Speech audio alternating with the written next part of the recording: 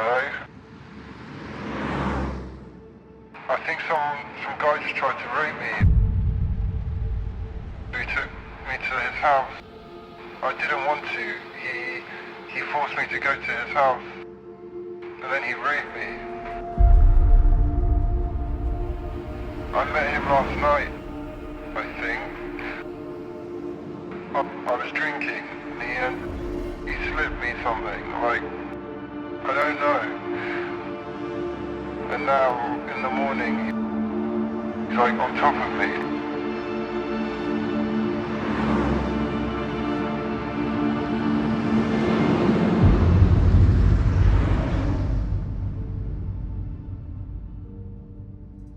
So, if you could just start from the beginning, what happened? I remember the first time I walked into the courtroom for the case and I saw Sinaga sat between two security officers in the dock, and I thought, that can't be him. I must be in the wrong trial. I just couldn't stop looking at him. We were notified in this office in June 2017 that Sinaga had been arrested, and really the case began to build from that moment. He looked studious, he looked clever. Most of all, really, he looked harmless, completely harmless. And I guess that's the thing that makes him most dangerous. So for a long time, when I sat in this trial hearing what Sinaga had done, you couldn't help but looking at him in the dock and thinking, was this really all you? Was this all you're doing? Are you the right man? It was just incredible, literally incredible.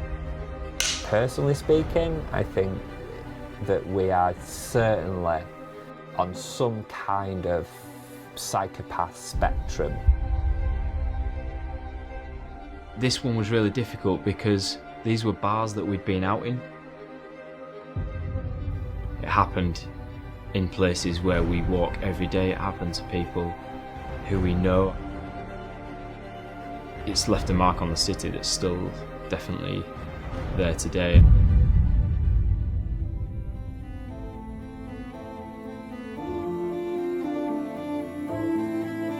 A serial rapist is starting a life sentence tonight. Stalking the streets of Manchester, he preyed on vulnerable, often drunk men. It was in this area of Manchester that Reynhard Sinaga targeted his victims. Night after night, Sinaga would leave his Manchester flat to go and find victims. Reynhard Sinaga came to the UK in 2007 on a student visa. The judge described Sinaga as a monster. This is an absolutely unprecedented case. He'd pose as a good Samaritan, offering help. Police found mobile phones and watches kept as mementos. It's been devastating for them. Reynhard Sinaga is a depraved individual. Reynhard Tambos Maruli Tua Sinaga. Had some men who've thought about taking their own lives. They found hundreds of hours of video. On one occasion, it took him just 60 seconds to pick up a victim.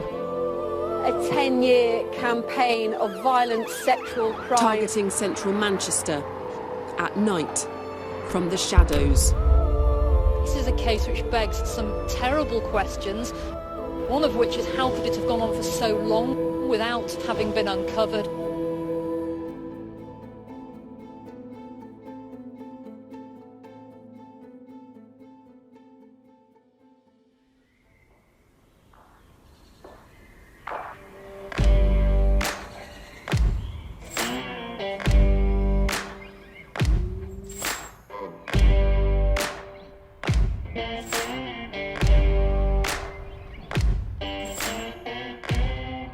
What makes Manchester a great city is that it's vibrant, it's a fun place to go out for a night out, it's welcoming, it's accepting, we help each other and we're proud to be Mancunians.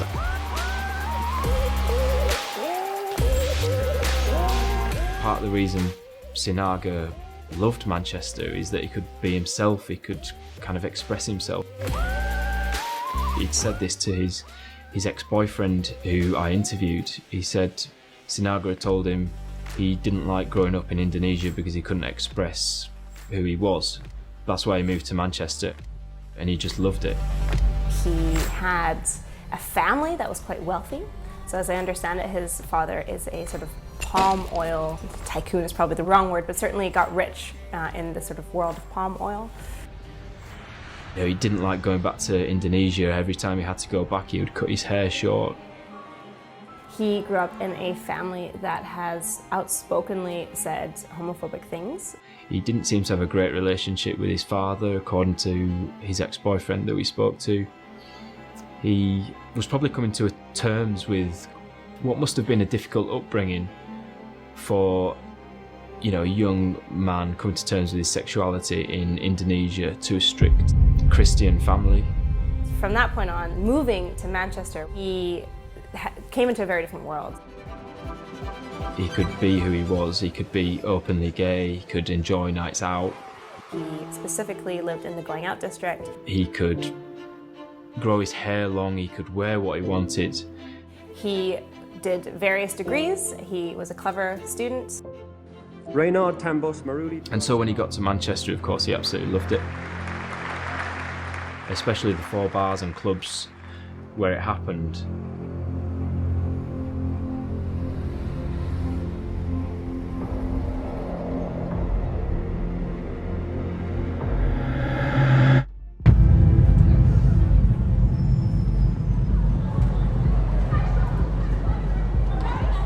Sinaga was right in the heart of the student district of Manchester. He lived where all the nightclubs were and all the bars were.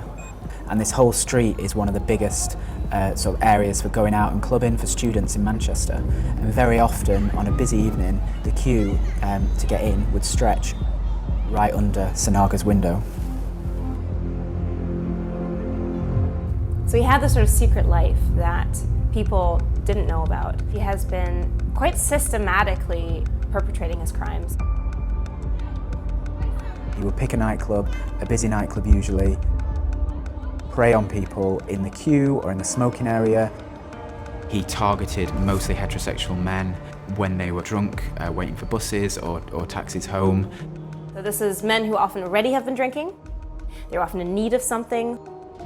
He preyed on them by kind of offering them somewhere to stay while they kind of sobered up. He'd help people who lost their wallets. He'd help people whose phones needed charging. And so this idea was, my flat's around the corner, come with me, I will help you. So in this way, he's posing as the Good Samaritan. Any excuse really to get them back to his flat. Once there, almost every time, play the Good Samaritan, offer them a drink. Many men accept these drinks, and at least one of them often is laced with a date rape drug, GHB.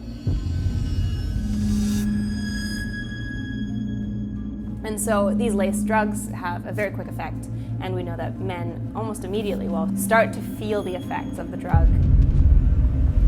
They start to get drowsy, they start to get more pliable, and then they, at some point, fall asleep. And while they're asleep, while they're unconscious, in his small room, often on the floor, in a quite dingy sort of environment, he then systematically rapes them, and often rapes them multiple times over the course of the night.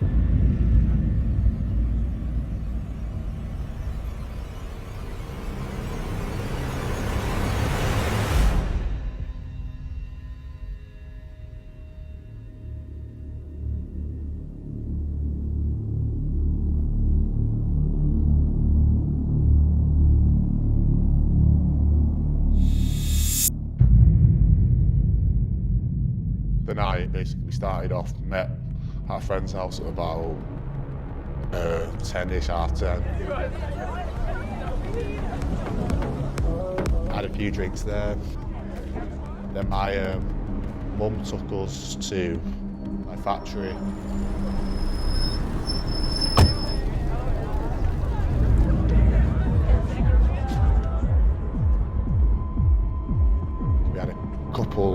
double vodka lemonades, got a few more drinks.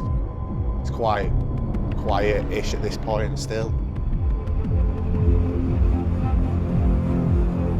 Two of my friends went to the toilet, and the one of my friends I was with, I lost them, so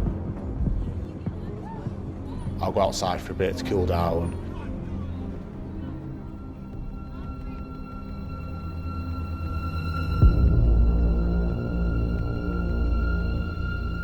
But once I was outside, I wasn't able to contact them because obviously we're inside a club. The music's loud, you're not going to hear your phone vibrating. Yeah, just waited outside for another 15, 20 minutes.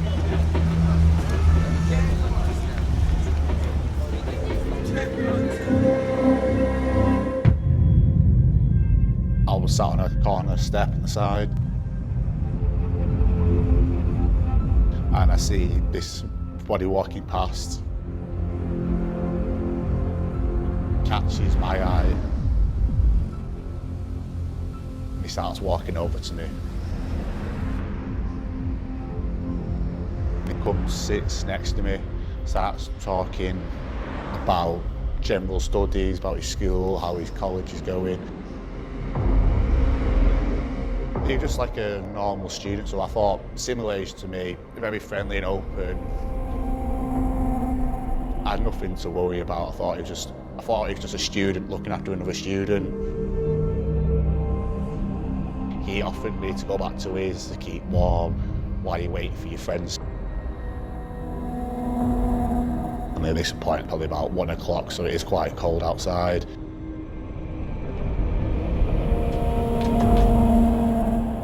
I walked back with him, past the club and then into his flat.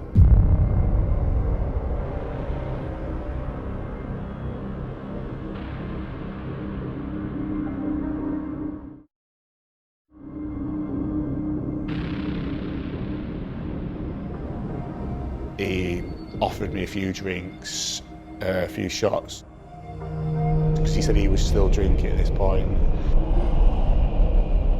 And I thought nothing, at this point, nothing really to worry about. He's just a normal guy, just asking me to stay inside, keep warm. In Sinaga's flat, there was a sort of cocktail table full of various spirits and mixers, which is where he would have got the drinks for the guys who came back to his flat. As he poured the drinks, I went to the toilet. I come back, both shots are poured, and then I ended up taking the 2 shots. So I took a ready one, like a fireball-y one. Tasted fine, this is normal, but there's like a white, clear-through one. It looked like a sambuca or a vodka. As soon as I had that one, my head was all over the place. I felt like I was going to throw up. Started stumbling to the bathroom.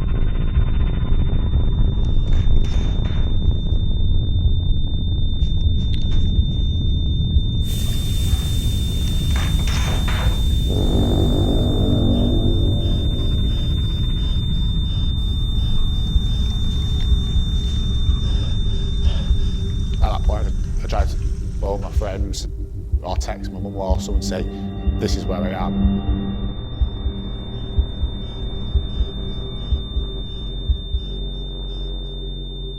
He stopped me, like basically grabs my hands, just like stopped me from phoning him. Saying like, no, you're in too much of a bad state, you need to relax, you need to rest. And then at that point, I took my phone off me.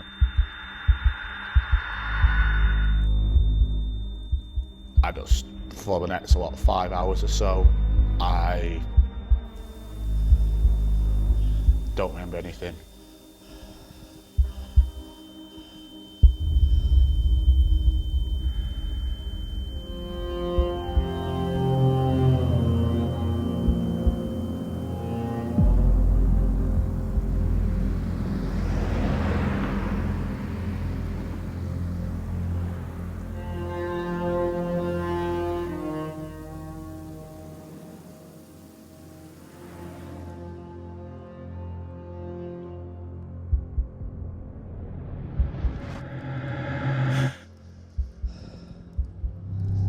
woke up, my face down on a pillow with my jeans and pants down to like my knee area. I was on the floor on a quilt. Moved my head slightly to the side. I turned around and I saw he was on top of me.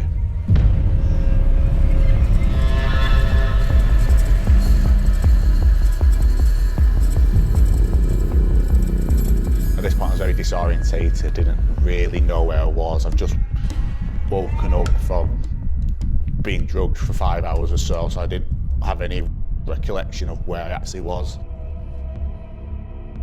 As soon as he realised that I was up, he started trying to pull me down.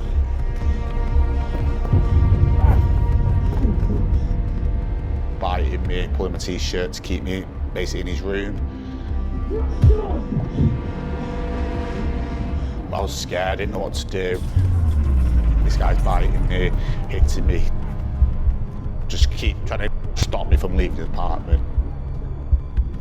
I was still disorientated. All the adrenaline was pumping through me. It basically was survival.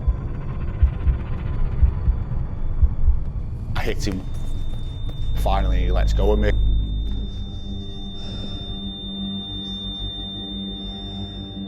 Once I basically leave that room to escape his apartment, he attacks me again there. He just runs up and headbutts me, and I basically throw him over the top of me. I just start hitting him, trying to get him to let go of me.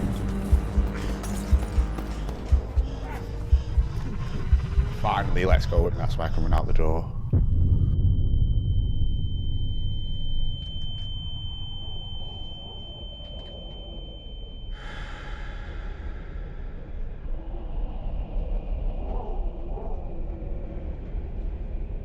Once he escaped the apartment, I would run out the fire exit. I see a person walking across the road and I basically run over to him, ask him to use his phone. He's very worried because I'm covered in blood.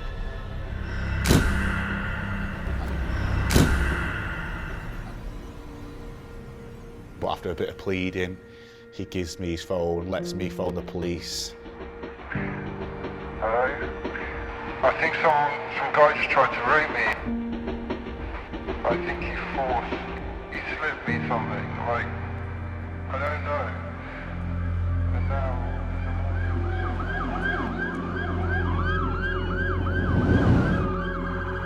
Sinaga was taken out of his flat in Montana House on a stretcher.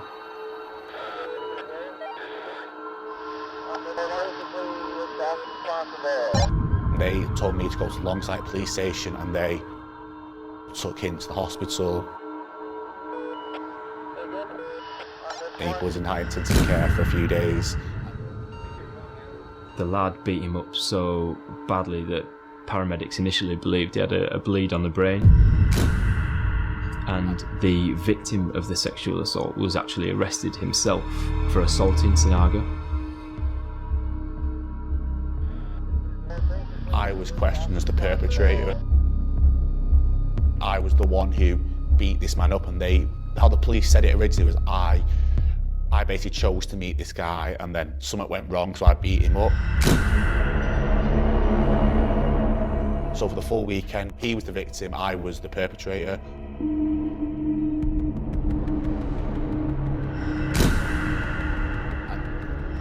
Whilst in hospital, the suspicions began to build up in the police's mind that he was just too keen to get his phones back. He was extremely agitated and persistent in wanting to recover his phones. Because the guy who'd been arrested for assault had told police, no, I'm the victim of rape, I'm the victim of a sexual assault, you need to be arresting the guy in hospital. So they smelt something fishy.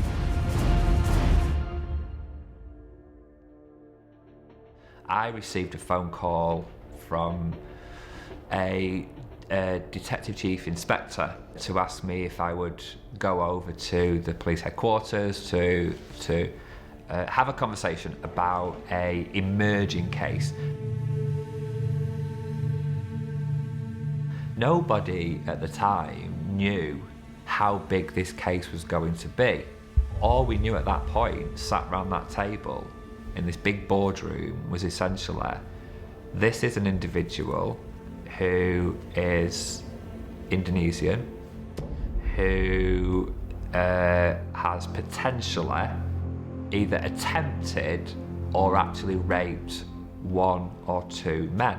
And that's really all we knew at that point. The flat was searched.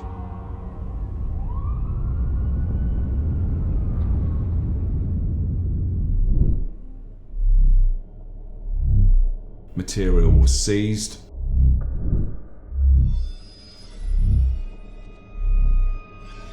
That's when police began to unravel this huge ordeal. What we were beginning to know, and it was very, very early stages, was that there was material on a mobile phone that led investigators to believe that there were more men who potentially had been engaged in some kind of non-consensual sexual activity. There was something like 3.2 terabytes of data that were found on 2 mobile phones, several hard drives, laptops. Would be enough to fill 330 DVDs. So we're talking an absolute monstrous pile of recordings. He seemed to get particular delight in filming what had happened, and one presumes in watching them over and over again thereafter.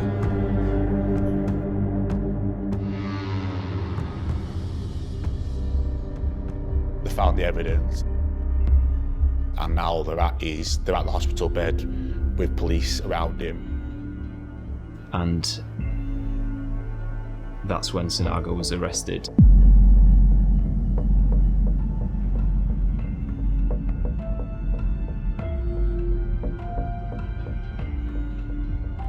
Do you prefer to be called Reynhard, Ray? I don't mind really. Okay. The questions we ask, you can choose to answer them or not. That's entirely up to yourself. I understand. Just to remind you that you are under caution for an offence of rape. I deny the allegation of the rape. He describes that after his last shot, which was a clear substance, he doesn't remember anything. The next thing he remembers is you on top of him, naked. And I believe that you gave him something to put him into that state. No, I don't want any substances. Because what I can't understand is how an 18-year-old boy suddenly is in a state where he cannot recall things and he passes out. You've not told me the truth, and this video will undermine everything that you've told me today.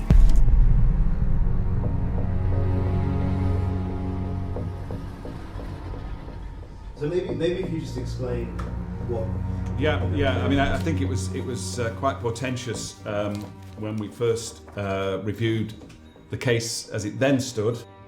The first file review in July 2017 stated, "It would appear that the defendant is something of a predator who has been targeting lone vulnerable males. It would appear drugging them and then filming himself sexually assaulting them. Investigations are at a very early stage, but the indications are that there are likely to be further victims." I chair the Rape and Serious Sexual Offences Partnership Board, and as we began to meet, it became clearer and clearer that this case was growing.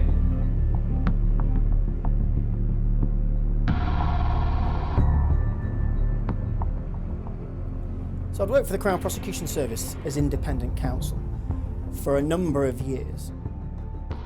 I had undertaken a large number of rape cases over a number of years, whereby I had prosecuted successfully a number of rapists. I'd formed a very good working relationship with a woman called Radha Vaichanatha. One day she phoned me and said that she had a weighty and important case.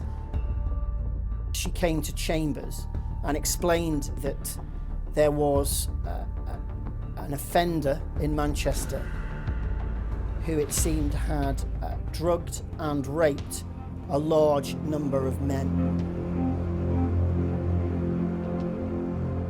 It quickly became clear when she described the circumstances to me that there were manifold victims. She and I sat in Chambers for 2 days and watched videos, recordings on mobile telephones, which the defendant had made so far as the rape offences were concerned.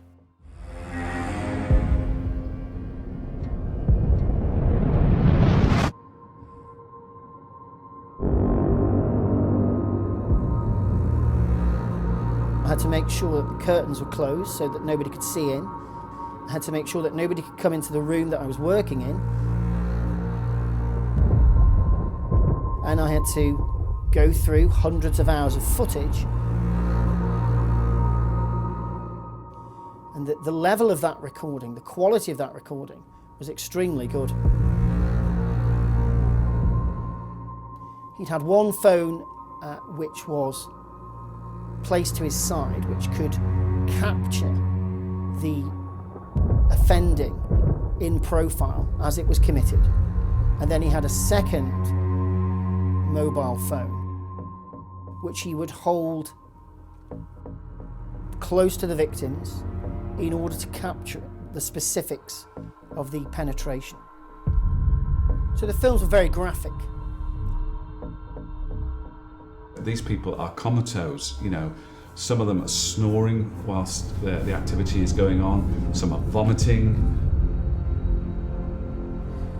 So, for example, a number of men vomited whilst they were under the influence of GHB, and the defendant nevertheless continued to rape them.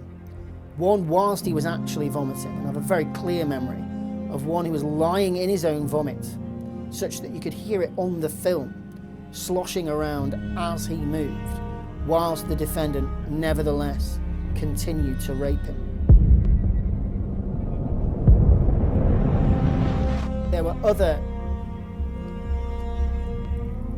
instances where men were injured, so that their anus became lacerated as a consequence of the penetration. But the defendant would wipe them and would wipe blood from them whilst he was penetrating them. There was a lot of very bright red blood that was visible on the films. He also would film his sperm resting in the anus of various victims as well. So these were grotesque films. And you have to be aware that these men, some of them were raped once or twice, but some of them were kept captive for 14, 16 hours and raped on manifold occasions throughout that time, which led to them having to be drugged again by the defendant, topped up, if you like. He was callous and savage in his offending. Savage in the way in which he dealt with these men, a callous disregard for who they were, whether they were gay or not was an irrelevance to them, their lives, whether they had children or partners or wives, all of it was an irrelevance.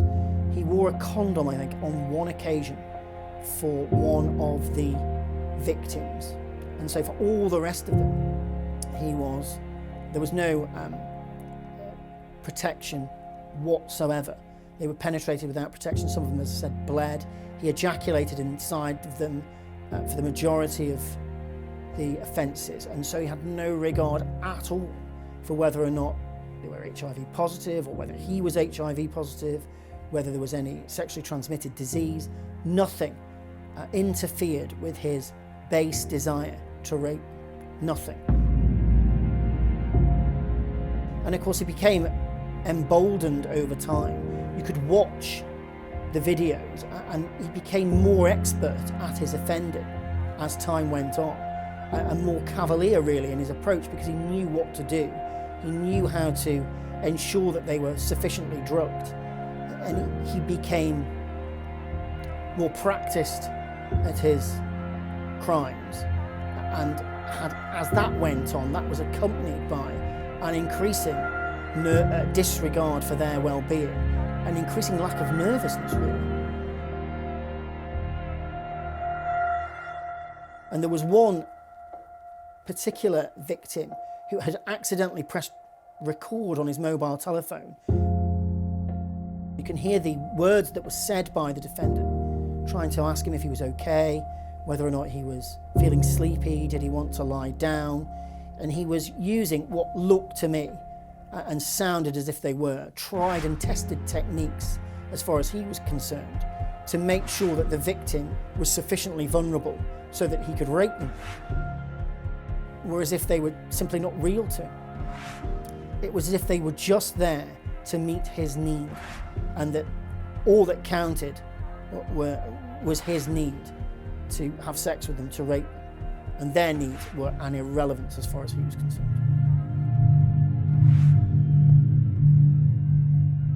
There was one case where a man tried to get up. Of course, he's drugged at this stage, so his physical capabilities are lacking. He tried to rid himself of the defendant, but was unable to do so, and that turned into a violent struggle. So the defendant had to use his own body weight, use his own strength as much as he was able to hold them down in order to stop them from thrashing and to stop them from struggling to prevent his offending. It was particularly unpleasant to be able to see that the defendant enjoyed that.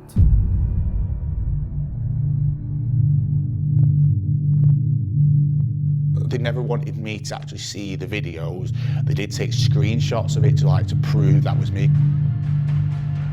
It was again screenshots of me like almost asleep. Me and my face off my t-shirt I was wearing, the jeans, the trousers I was wearing that day.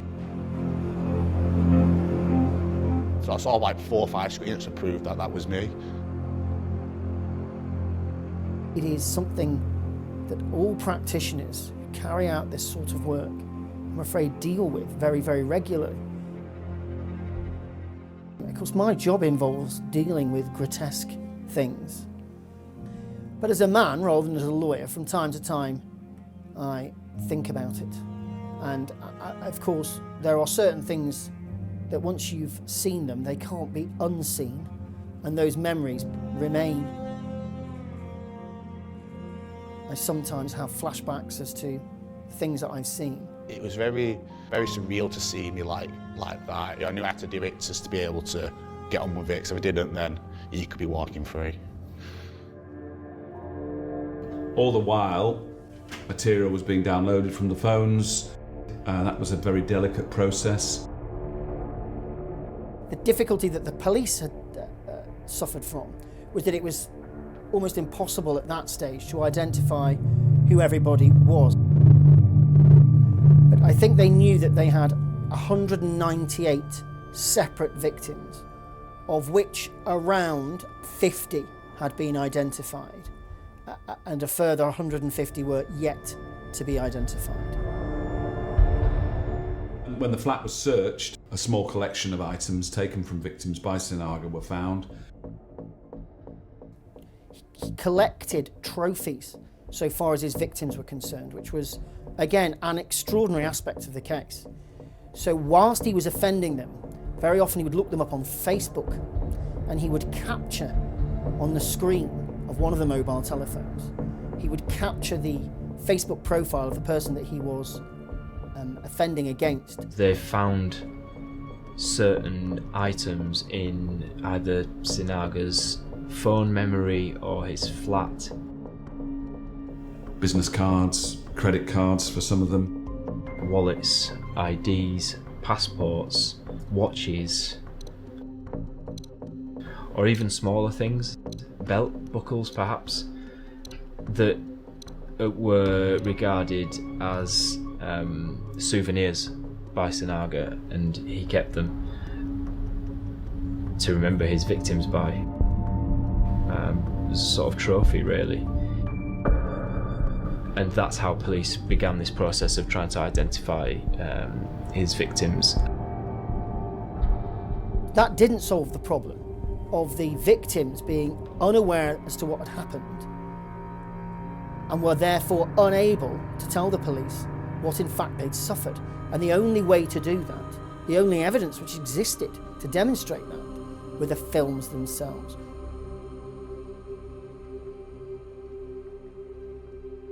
The police were having to go to people's houses to identify them.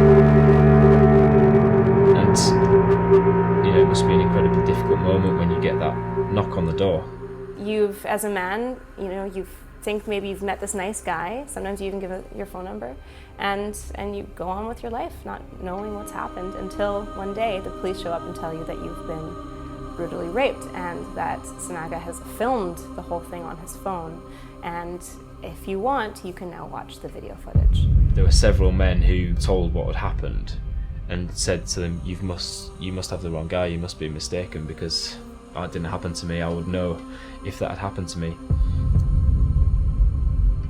And they were shown screen grabs of themselves on Sinaga's phone, and realised that actually it had happened to them. There was one rape, I remember, where a man was screaming no whilst it took place. He didn't recall that happening, but he was shouting no as he was being penetrated. From a psychological perspective, it must be absolutely crushing to hear that these terrible things have happened to you.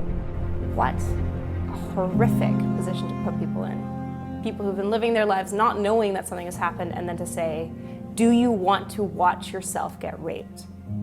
That must be absolutely earth-shattering for anyone, but maybe with an extra element if you're a heterosexual man who has been raped by a man.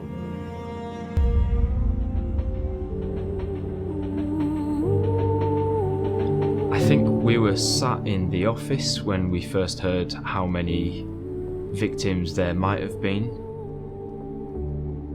Someone said it's around 200, and we were like, no, it can't possibly be, because we would have heard of it.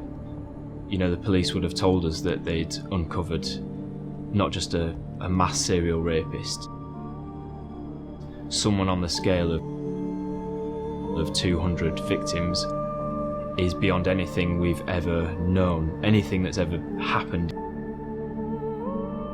So we didn't initially believe it to be true, but we walked across the road, went to Manchester Crown Court, and the trial was underway.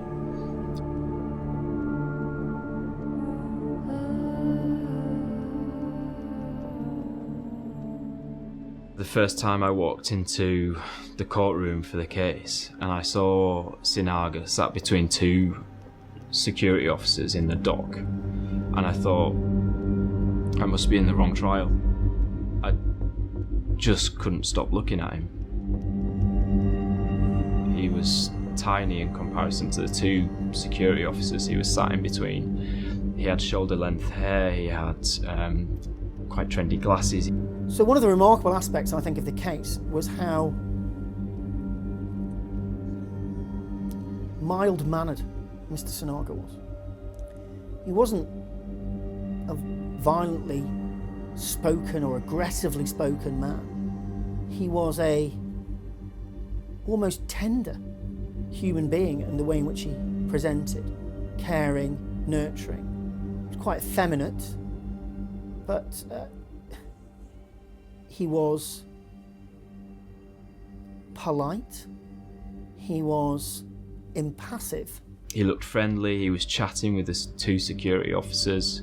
Most of all, really, he looked harmless, completely harmless. I guess that's the thing that makes him most dangerous.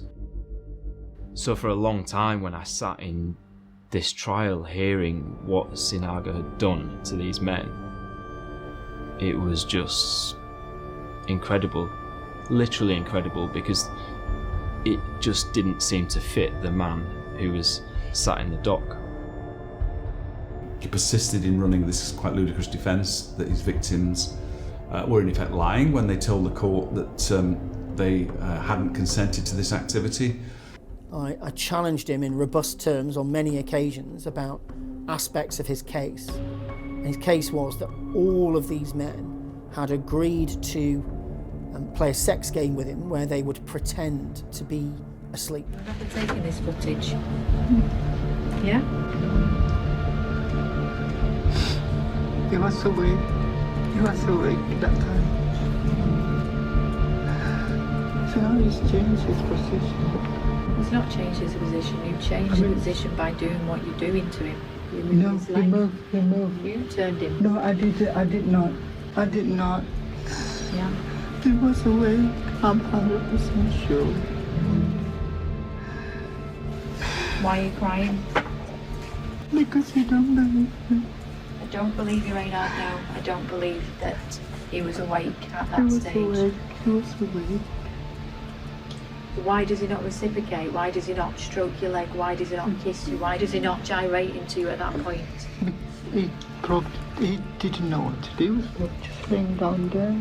He didn't know what to do, did he? He's 16 years younger than you. I can't even begin to tell you how devastated this 18-year-old boy is that I have had to tell him what you have done to him, because he didn't even know that this had been filmed. But he should.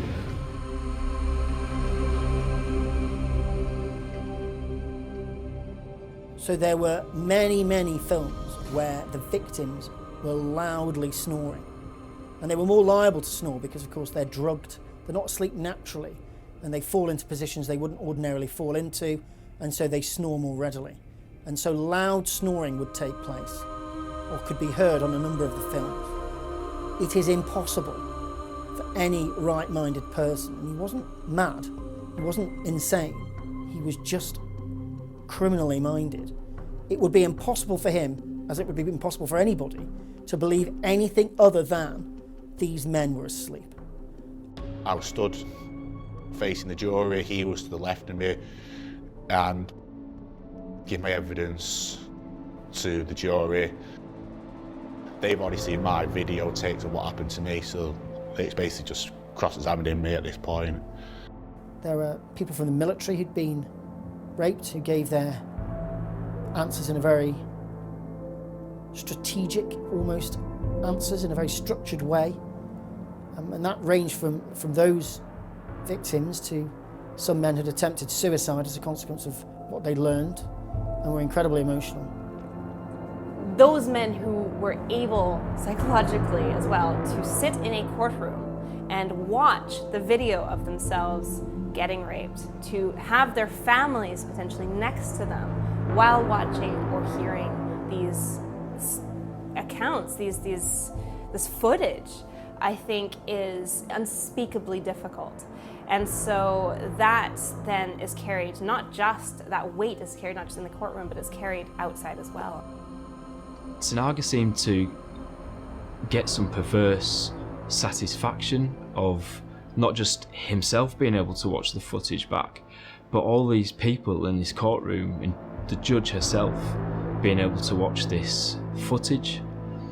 It was like he was enjoying the spectacle a second time, and there was some speculation among members of the press and lawyers about whether he was pleading not guilty despite the overwhelming evidence, just so that it could go to trial, so that he could then watch all this footage again.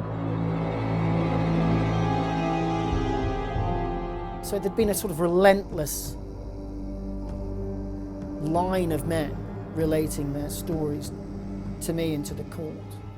But he nevertheless chose to put those people through it anyway, which was a despicable thing to do, knowing the effect that giving evidence would have upon them, having been through the ordeal of what he'd made them suffer in the first instance.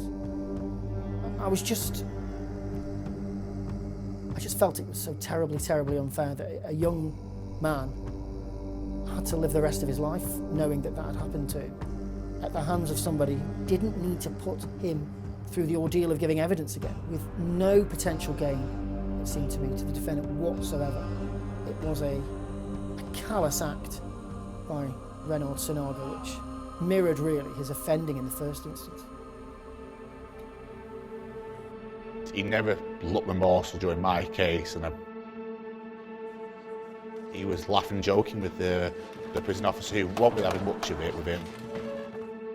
Yeah, he just really seemed to be enjoying the process and showing absolutely no remorse whatsoever. He was sort of flicking his hair throughout this harrowing, testimony from victims saying how their lives had been turned upside down by what he'd done. He was really blasé about the whole thing. After the end of the first trial, Sinaga was aware that he'd been convicted. He insisted on maintaining his not guilty plea, even in the fourth trial. One can only assume that he takes some sort of delight, gets some sort of kick out of watching his victims have to go through it in court, give evidence, describe in detail what happened to them. In the same way, presumably, as he derived some sort of satisfaction from replaying what was on his phone to watch the acts over and over again. Indeed, he almost seemed bored when it came to the sentence being imposed, yawned in court. The judge ordered him to stand up while she addressed him, while she sentenced him. He looked straight ahead at her, his hands were clasped in front of him like this, and at the end of it she just looked really sternly at him and said, "Take him down, take him away." And the two dock officers just led him down, and he didn't really look at anyone on his way out. He just had this sort of thin smile on his face almost. And he was going to get a life sentence. So a life sentence in the UK means that you are, in the first instance, to be held for the rest of your life. He received, as a 35-year-old man or thereabouts, a sentence which meant he would be in his old age before he would be able to apply for parole. There's been never any apology, either personally or through his counsel, at the conclusion of any of the trials, even the fourth trial, when he would be aware that proceedings were almost certainly at an end. He seems untouched by the whole process, to be honest. He sort of seemed to be enjoying the process of everyone talking about him, and that's kind of what we heard from his friends, is that he was just the ultimate narcissist.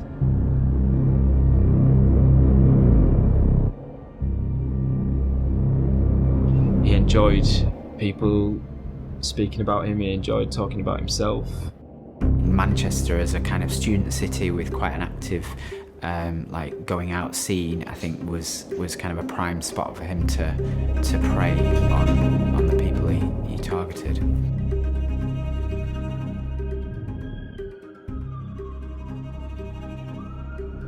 He came across, certainly to his colleagues and friends, as an outgoing person, as a dynamic person, as someone who's very friendly, as someone who's very helpful, and he was quite attractive.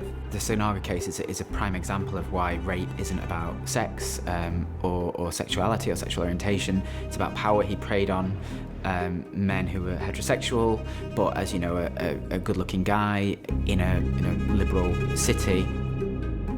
He could have had lots of sexual relationships with consenting men if he'd have chosen to do so. But obviously, for him, it was about this kind of dominance over these guys and taking something that wasn't his. Personally speaking, I think that we are certainly on some kind of psychopath spectrum, for want of a better word. The way that he has conducted himself in court, I just think there's something very unnatural about that kind of behaviour. Some of the details that came out in the trial were that he had this WhatsApp group with friends that he used to boast about straight guys he'd seduced, as he said, boasting about, essentially raping guys. Another detail that came out was that one of the guys who stayed over at his house woke up the next day to lots of angry text messages from his girlfriend, and he was marched by his girlfriend to Sinaga's house to prove that he wasn't having an affair, he hadn't slept with someone else, it wasn't a girl's house. And Sinaga, playing as ever the kind of role of the calculated role of Good Samaritan, went down and explained to his girlfriend, that he was just too drunk and nothing had happened, which I think demonstrates just how, how much calculation went behind this and how he targeted people. How many of the victims didn't know anything was afoot. When the story first broke, a tweet emerged of a guy on a night out with a picture of him and Sinaga, him expressing his gratitude at being sort of saved and rescued by Sinaga. So he will have only realised when the story became national news, international news, that actually the person who he thought had saved him on that night out had actually raped him.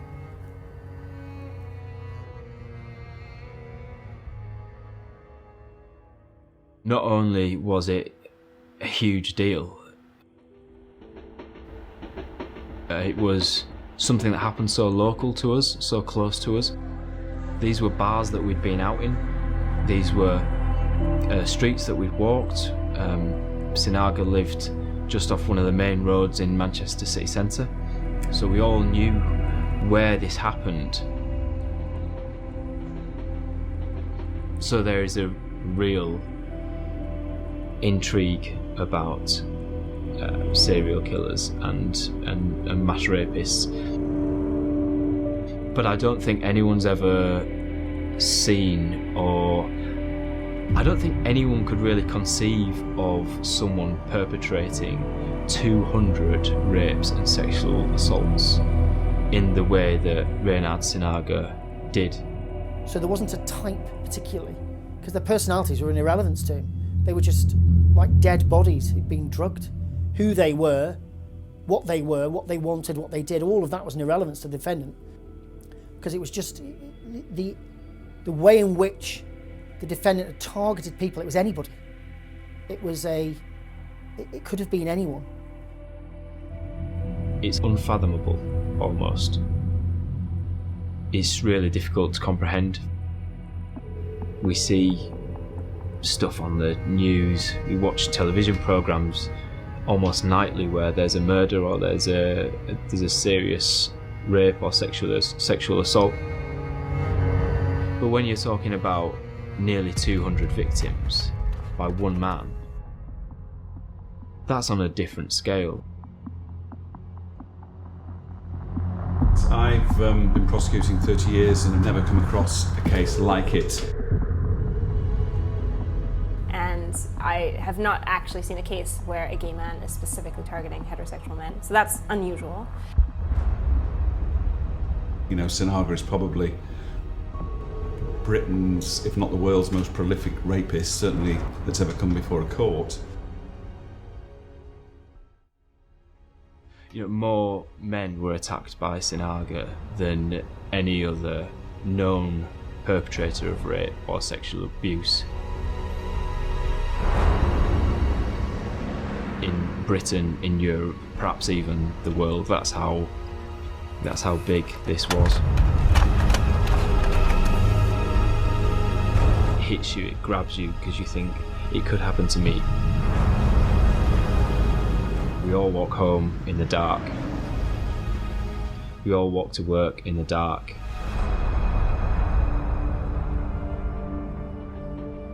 It could happen to anyone.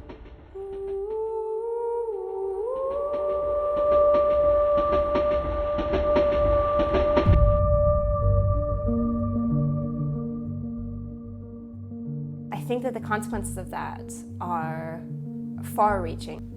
It does happen.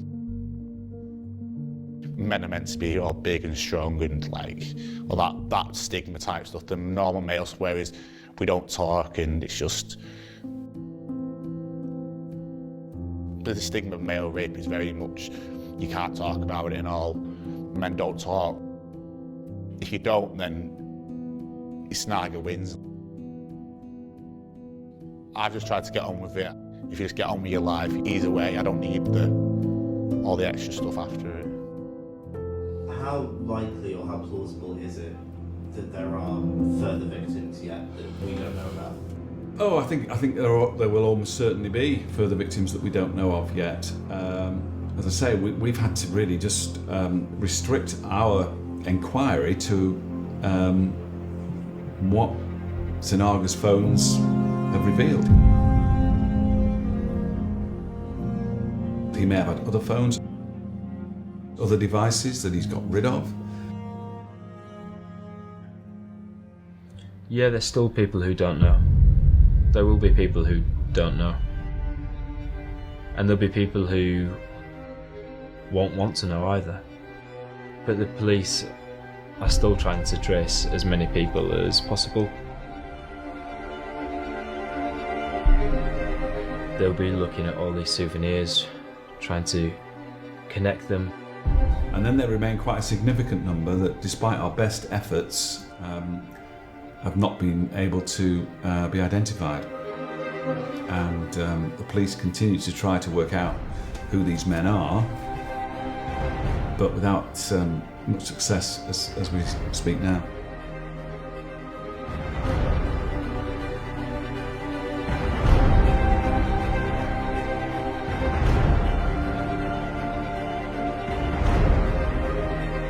Whether there'll ever be a final tally of how many people he actually attacked remains to be seen.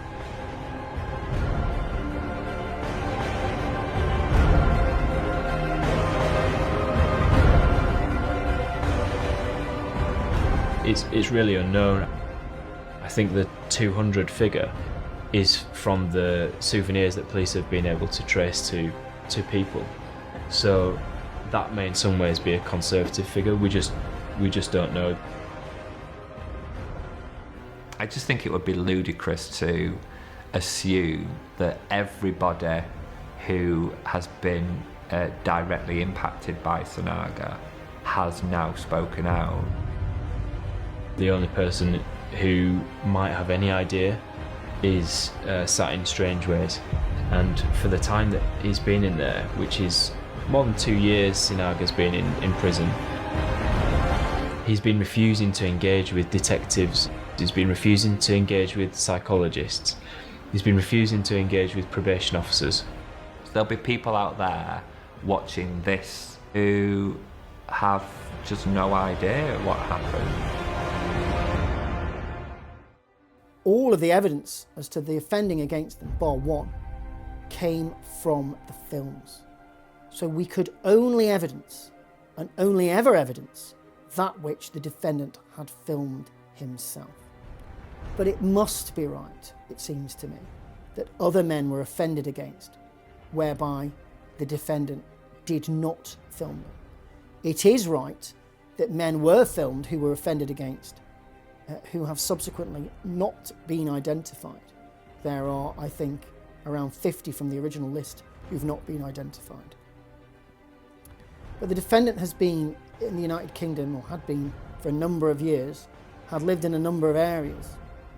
Whilst he might not have been as practiced at his criminality as he was, it seems impossible to me that he hadn't committed similar offences against similar men, either at the same address or elsewhere, whereby he hadn't filmed them, or that the filming hadn't recorded, or that there was just no video evidence as to what had taken place. And so I suppose that the reality is, it's more than possible, if not probable, that there are people who may even be watching this film who've been attacked and raped by Mr. Sinaga, that they don't know, and I'm afraid they will never find out. The only one with the answers in this is Reynhard Sinaga. He's the only one who really knows the extent of what he's done.